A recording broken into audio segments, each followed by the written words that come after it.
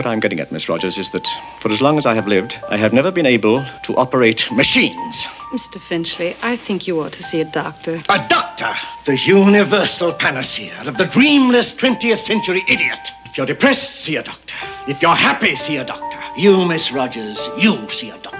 For the past 3 months, I've been seeing and hearing a collection of mechanical Frankensteinian monsters whose whole purpose is to destroy me. I think you're terribly ill and you need medical attention. And that way down deep, you yourself realize that these are nothing more than delusions. I will not be intimidated by machines. So it follows that no empty-headed little female with a mechanical face can do anything to me either. Mr. Finchley, in this conspiracy you speak of, this mortal combat between you and the appliances, I hope you lose.